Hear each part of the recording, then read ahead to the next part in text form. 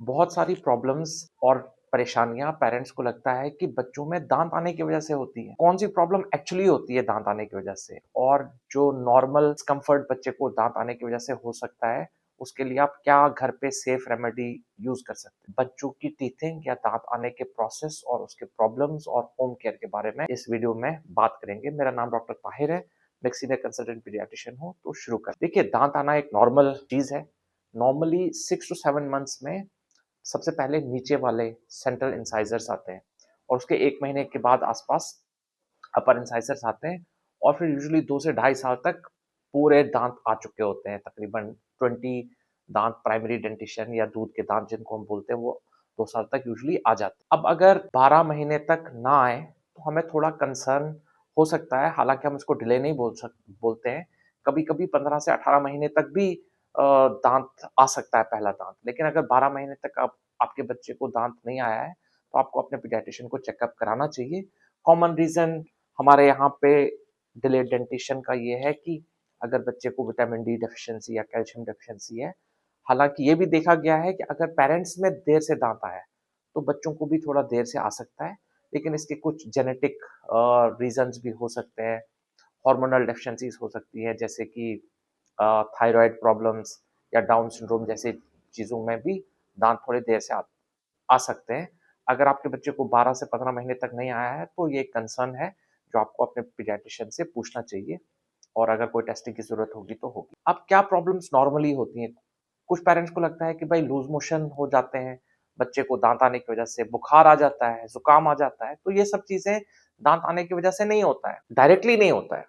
क्या होता है कि जब बच्चे को दाँत आ रहे होते हैं तो थोड़ा-सा डिस्कम्फर्ट होता है, तो जिसकी वजह से अ, बच्चे मुँह में सब कुछ डाल देते हैं। तो अगर उसने कोई खिलौना उठाया जो साफ नहीं है, या कोई कपड़ा मुँह में डाल दिया वो साफ नहीं है, तो उसकी वजह से पेट खराब हो सकता है। तो दाँत आने की वजह से नहीं हो सकता। दाँत आने के क्या लक्षण हैं? 6 महीने से हो सकता है 15-20 दिन पहले बच्चे को जिस दाँत में यहाँ पे यूजुअली दाँत आते हैं, तो हो सकता है वहाँ पे कोई रेडनेस हो।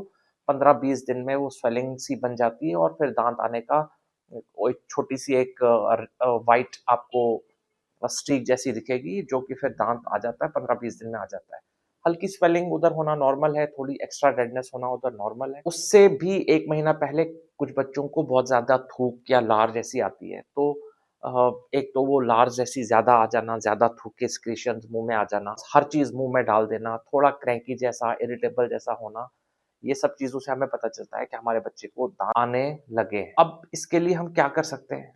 बड़े सारे लोग चाहते हैं कि हम उनको कोई दवा दे दें कि बच्चे के दाँत आ रहे हैं। तो बहुत ज़्यादा डिस्कम्फर्ट तो इससे नहीं होता है, तो यूजुअली घर पे आप ये कर सकते हो कि अगर साबुन से अपना हाथ धो लिया आपने, तो आप अपनी क्लीन फिंगर से जिस दाँत पे आपको रेडनेस या स्वेलिंग लग रही है, उसको अगर आप टच करोगे तो उससे भी बच्चे को थोड़ा आराम मिलेगा।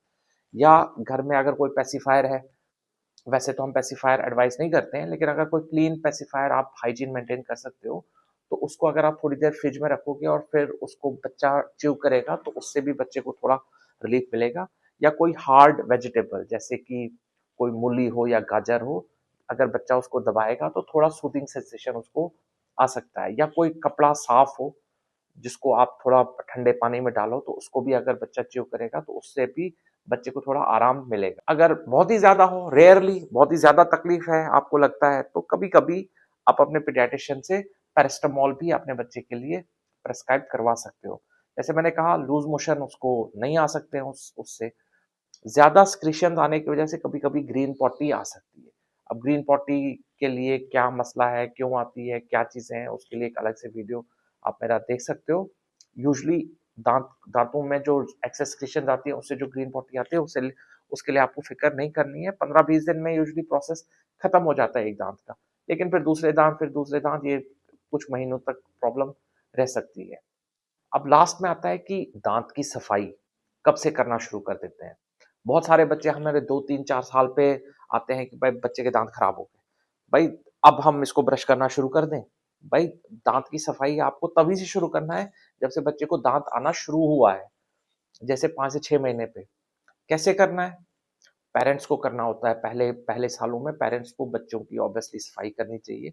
इनिशियली आप जो बेबी का टूथपेस्ट होता है, वो आप उँगली पे लेके उस दाँत में अपने उँगली से आप रब कर सकते हो।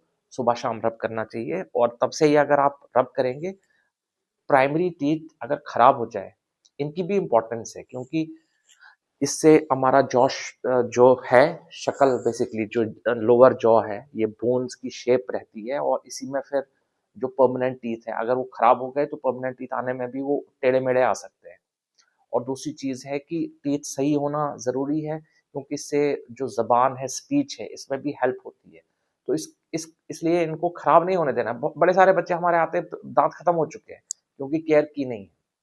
तो यही मेरा वीडियो था आज के इस वीडियो में। अगर आपको बच्चों की डेंटल केयर के बारे में कुछ पूछना है तो आप मुझसे पूछ सकते हैं कमेंट्स में। Thank you.